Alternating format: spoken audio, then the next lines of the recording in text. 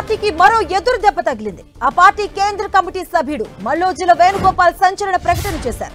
తన పదవికి రాజీనామా చేస్తున్నట్టుగా మల్లోజుల ప్రకటించారు. సాయుధ పోరాటాన్ని విరమించాలని కేడర్ కు పిలుపునిస్తూ ఆయన ఒక లేఖను విడుదల చేశారు. కొన్ని అనివార్య కారణాల వల్ల ఈ పదవిలో కొనసాగే అర్హత తనకు లేదని భావించి పార్టీని వీడుతున్నట్లుగా లేఖలో పేర్కొన్నారు. పార్టీ కేడర్ ను ఉద్దేశించి ఆయన ఓ లేఖ విడుదల చేశారు.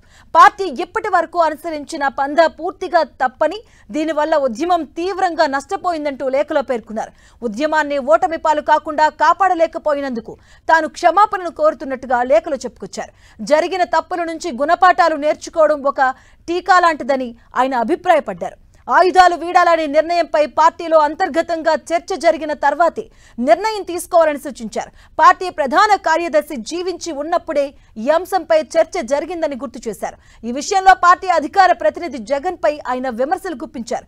ప్రస్తుత ఫాసిస్టు పరిస్థితుల్లో సాయుధ పోరాటం ద్వారా లక్ష్యాన్ని చేరుకోలేమని స్పష్టం చేశారు.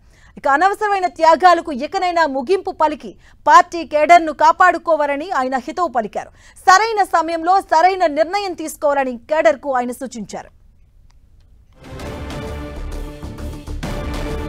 ఇదే విషయానికి సంబంధించిన పూర్తి డీటెయిల్స్ మా కరెస్పాండెంట్ సైదులు మరిన్ని వివరాలు అందిస్తారు. సైదులు, మాది మావోయిస్ట్ పార్టీకి గట్టి షాక్ తగిలిందని కూడా చెప్పుకోవచ్చు. మావోయిస్టు పార్టీ పొలిట్ బ్యూరో సభ్యులు మల్లోజుల వేణుగోపాల్ సంచలనాత్మకమైనటువంటి ఒక ప్రెస్ నోట్ ని రిలీజ్ చేశాడు. దాదాపు 22 పేజీల లేఖ ఇప్పుడు మావోయిస్టు పార్టీలోను, మావోయిస్టు పార్టీ సానుభూతి పరుల్లో కూడా చాలా కీలకమైనటువంటి అంశాలుగా చర్చ కొనసాగుతున్న పరిస్థితి ఉంది. ఎందుకంటే దాదాపుగా ఈ ప్రకటన విడుదల తర్వాత పార్టీలో చాలా కీలకంగా మొత్తం 22 పేజీలకు సంబంధించి దేశంలో ఈ ప్రస్తావిస్తూ ఆయుధాలను వదిలేస్తాం అంటూ కొద్ది రోజుల క్రితం మల్లోజుల వేణుగోపాల్ అలియాస్ అభయ్ ఒక ప్రకటన విడుదల చేశాడు. ఈ విషయం నేపథ్యంలోనే ఆయుధాలకు అప్పగించాలని, లేకపోతే పీపుల్స్ గెరిల్లా ఆర్మీ స్వాధీనం చేసుకుంటుందని కూడా అటు జగన్ లేఖ విడుదల ఇరు వర్గాల మధ్య జరిగినటువంటి ఆర్గ్యుమెంట్ తో ఒకసారిగా పార్టీలో గందరగోళం కూడా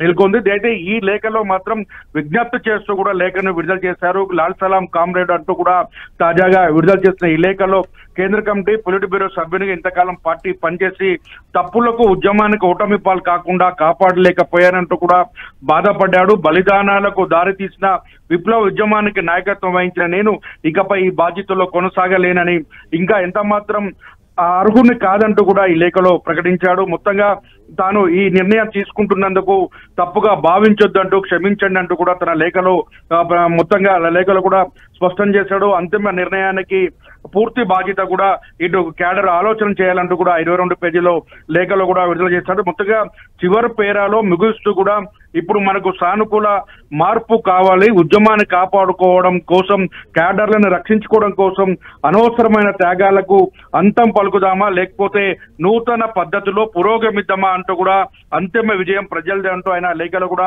ప్రస్తావించాడు.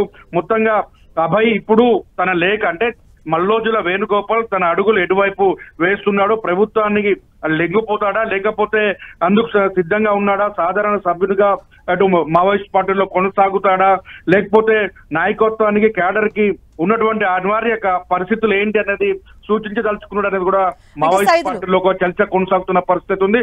ఓవరాల్ గా చూసుకుంటే మావోయిస్ట్ పార్టీకి ఇప్పుడు ఈ లేఖ మల్లోజుల వేణుగోపాల్ అంటే గత కొద్ది రోజులుగా మనం చూడొచ్చు, కేంద్రం కూడా మావోయిస్టుల పైన ఉక్కుపాదం మోపుతూ ఉంది. రీసెంట్ గా కూడా అమిత్ షా కూడా స్ట్రాంగ్ గా వార్నింగ్ కూడా ఇచ్చారు. సో ఇప్పుడు ఈ లేఖ మనం ఎలా అర్థం చేసుకోవచ్చు?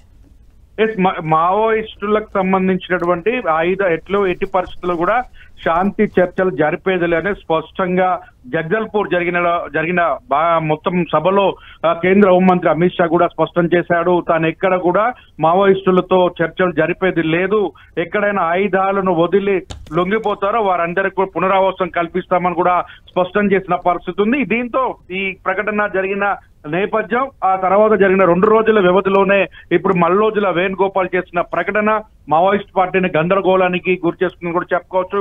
గత కొంతకాలంగా జరుగుతున్నటువంటి చర్చల్లో సంబంధించి కూడా మావోయిస్ట్ పార్టీలకు వరుసగా ఎదురు దెబ్బలు కొనసాగుతున్నాయి. ఇప్పటి వరకు చార్ మజుందర్ తర్వాత ప్రాణాలు కోల్పోయినటువంటి వ్యక్తి నంబాల కేశవరావు జాతీయ ప్రధాన కార్యదర్శిగా ఉంటూ ఎన్కౌంటర్ లో ప్రాణాలు కోల్పోయాడు. ఇటువంటి ఘటనలు ఎప్పుడు కూడా మావోయిస్టు చరిత్రలో లేనటువంటి పరిస్థితి. 50 ఏళ్ల ఉద్యమంలో ఎదుర్కొంటున్న అనేక సవాళ్ల నేపథ్యంలో ఇప్పుడు ప్రాణాలు కోల్పోవడం అనేది సరైన పద్ధతి కాదు. మొత్తంగా పార్టీ క్యాడర్ ని కాపాడుకోవడమే సరైన నిర్ణయం అంటూ కూడా మల్లోజులు వేణుగోపాల్ తన 22 పేజీల లేఖలో స్పష్టం చేశాడు. ఈ లేఖలు ఒకవైపు కేంద్ర హోంమంత్రి అమిత్ షా చేసిన ప్రకటన మొత్తంగా కూడా అటు మావోయిస్ట్ పార్టీ గడ్డుకాలని స్పష్టం చేస్తున్న పరిస్థితి. ఇక మనం కూడా సాధించడం కష్టసార్జితమే కాబట్టి ఈ కష్టార్జితమైన సమయంలో పార్టీని కాపాడుకోవడం అంటే ఉద్యమాన్ని వీడాలనే భావనలో మాత్రం మల్లోజుల వేణుగోపాల్ ఉన్నట్లుగా మనకి స్పష్టమవుతున్న పరిస్థితి ఉంది. మల్లోజుల వేణుగోపాల్ కుటుంబానికి సంబంధించి కూడా పూర్తిగా కుటుంబంలో అన్నదమ్ములంతా కూడా పూర్తి స్థాయిలో కూడా మావోయిస్ట్ పార్టీలోనే ప్రాణాలు కోల్పోయిన పరిస్థితి ఉంది.